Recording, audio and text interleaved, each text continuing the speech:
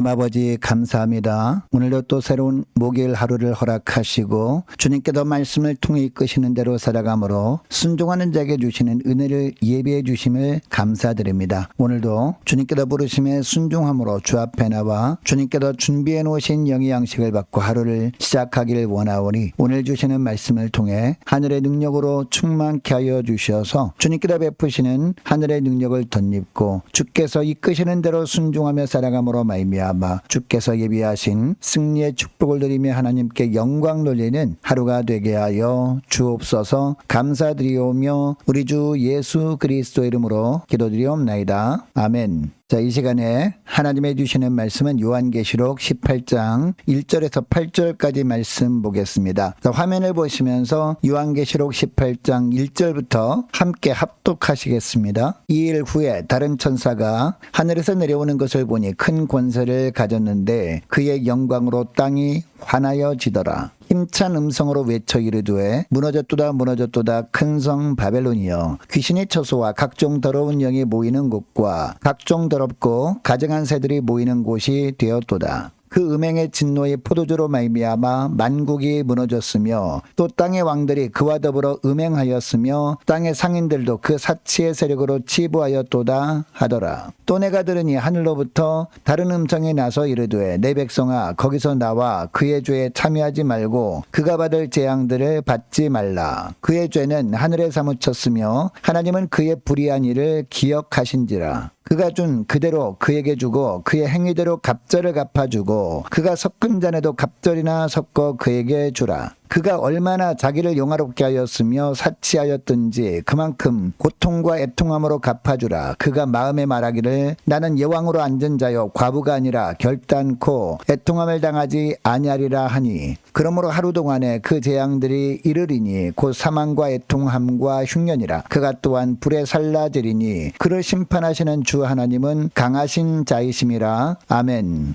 여러분, 우리의 삶은 선택의 연속인데 어떤 선택을 하든지 그 선택한 결과에 대한 책임은 각자가 져야 합니다. 그런데 어떻게 보면 회개하는 것도 선택이라고 할 수 있는데 죄를 깨닫고 죄악에서 벗어나는 것이 회개입니다. 그런데 하나님께서 우리에게 늘 말씀을 통해 죄를 깨닫고 죄악의 자리에서 벗어나라 라고 하십니다. 여러분, 하나님께서 우리에게 이처럼 늘 말씀을 통해 죄를 깨닫고 죄악의 자리에서 벗어나라 라고 하시는 이유가 뭘까요? 첫째로 하나님은 죄악을 반드시 심판하시는 하나님이시기 때문입니다. 자, 1절을 보면 하나님께로부터 큰 권세를 가진 천사가 하늘로부터 내려오니 그의 영광으로 땅이 환해집니다. 이 천사가 선포를 하는데 영적으로 귀신과 각종 더러운 것들이 소굴이었던 바벨론의 멸망을 힘찬 음성으로 선포합니다. 여러분, 이 바벨론은 항상 하나님께서 구원 역사를 이루시는 것을 방해하는 악의 세력을 말합니다. 아울러 누가 보더라도 결코 무너지지 않을 것처럼 보였던 바벨론이었습니다. 여러분, 이 바벨론이 망할 수밖에 없었던 이유가 무엇이라고 하고 있습니까? 3절을 보니까 그 음행의 진노의 포도주로 말미암아 만국이 무너졌으며 또 땅의 왕들이 그와 더불어 음행하였으며 땅의 상인들도 그 사치의 세력으로 치부하였도다라고 합니다. 음행과 사치 때문에 바벨론이 망했다는 겁니다. 여러분, 여기서 말하는 음행은요, 우상 숭배하는 것을 말합니다. 특별히 황제 숭배를 하는 것을 말합니다. 여러분, 바벨론으로 상징되었던 로마 제국의 권세자들과 이들과 결탁한 상인들은 방탕하고 호화스러운 생활을 했습니다. 이들에게 하나님을 믿는 신앙은 자기들이 부유한 삶과 사치스러운 생활을 가로막는 거추장스러운 일이었을 겁니다. 그래서 하나님은 이들을 심판하실 수밖에 없었던 겁니다. 여러분, 우리가 안락함과 사치스러운 삶을 위해서 예배드리고 하나님을 섬기는 일을 거추장스럽게 느껴지고 있다면 우리 안에 영적 바벨론의 모습이 있다는 증거입니다. 그래서 이런 모습이 우리 삶 가운데 보이지는 않는지 점검하라고 오늘 말씀을 이 새벽에 우리에게 주시는 줄 믿습니다. 여러분, 세상이 아무리 강한 힘으로 우리의 믿음을 위협할지라도 우리의 믿음을 위협하는 세력은 반드시 심판하시는 하나님이심을 기억하고 우리 안에 아직 바벨론의 모습은 없는지 말씀을 거울 삼아 점검하고 하나님만을 절대적으로 신뢰함으로 죄악의 자리에서 벗어나는 삶을 사는 복된 저와 여러분 되시기를 축복합니다. 자, 둘째로 죄악을 기억하시는 하나님이시기 때문입니다. 자, 4절을 보니까 내 백성아, 거기서 나와 그의 죄에 참여하지 말고 그가 받을 재앙들을 받지 말라라고 합니다. 여러분, 하나님은 구속받은 주의 자녀들이 큰 성 바벨론의 죄악인 음행과 사치스러운 생활에 젖어 살지 말고 거기서 나와서 하나님의 택하심을 입은 자답게 살아가라 라고 명하십니다. 여러분, 이렇게 명령하시는 하나님께서 5절에 보니까 무엇을 기억하시는 하나님이다 라고 하십니까? 5절을 보시기 바랍니다. 그의 죄는 하늘에 사무쳤으며 하나님은 그의 불의한 일을 기억하신다 라고 하십니다. 여러분, 이 말씀은 단순히 알고 계신다는 차원을 넘어 그 기억하신 바에 따라 행동하신다라는 의미입니다.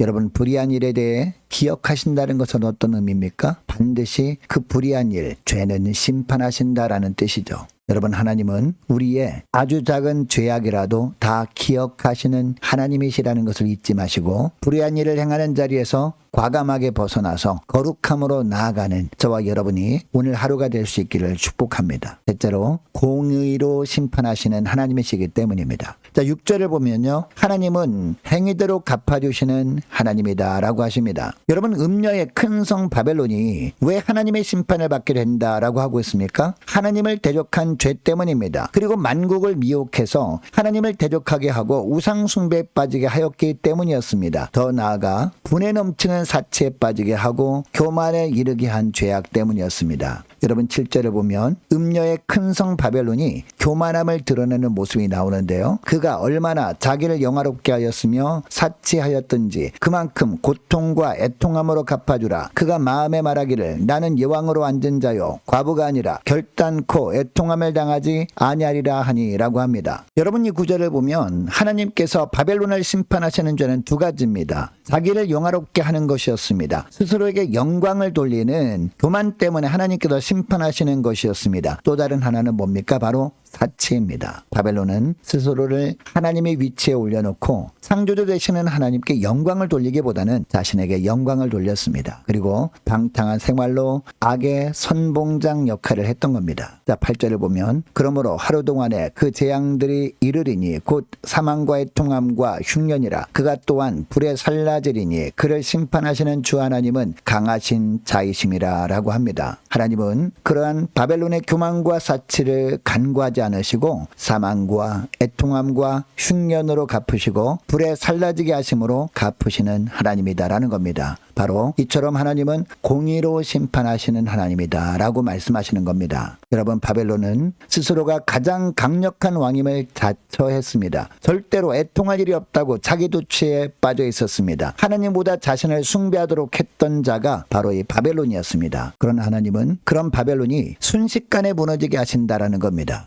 여러분, 하나님은 이처럼 공의로 판단하시고 심판하시는 하나님이십니다. 여러분, 우리가 살다 보면 믿음으로 사는 것 때문에 억울한 일을 당할 때가 있지 않습니까? 핍박을 받아서 이런 것들 때문에 하나님께 눈물로 기도할 때가 있지 않습니까? 여러분, 이때도 우리는 어떤 삶을 살아야 할까요? 악을 악으로 갚는 것이 아니라 하나님은 반드시 공의로 심판하시는 하나님이심을 믿고 그들도 회개하고 예수 믿어서 하나님의 자녀로 살도록 축복의 기도를 할 수 있는 큰 믿음의 사람으로 살아야 할 줄로 믿습니다. 왜냐하면 그들의 죄악들을 하나님께서는 전부 기억하시고 또한 공의롭게 판단하셔서 마지막 날에 심판으로 부응하시는 분이 하나님이시기 때문입니다. 자, 오늘 말씀을 붙들고 이 시간에 기도할 때 이렇게 기도했으면 좋겠습니다. 하나님은 죄악을 반드시 심판하시는 하나님이시고 모든 죄악을 다 기억하시는 하나님이시고 또한 공의로 심판하시는 하나님이심을 잊지 않고 죄악의 자리에서 벗어나 믿음으로 승리하는 복된 하루가 되게 하여 주옵소서. 간절히 기도하는 이 새벽 될 수 있기를 축복합니다. 계속해서 기도하기를 원하는 것은 오늘 목요일입니다. 오늘 있을 목요 전도단 위에서 함께 기도하기를 원하고 모든 구역 식구들과 각 가정의 자녀들을 위해서 또한 저와 여러분을 위해서 함께 이 시간에 기도하기를 원합니다. 올해 세워진 일꾼들을 위해서 또한 교회 재정을 위해서 함께 이 시간에 기도하기를 원하고 유초등부 중고등부 청년부를 위해서 남녀 전도회와 각 구역을 위해서 함께 이 시간에 기도하기를 원합니다. 많은 환우들을 위해서 기도해 주시기 바랍니다. 특별히 임광빈 목사님 위해서 기도해 주시기 바랍니다.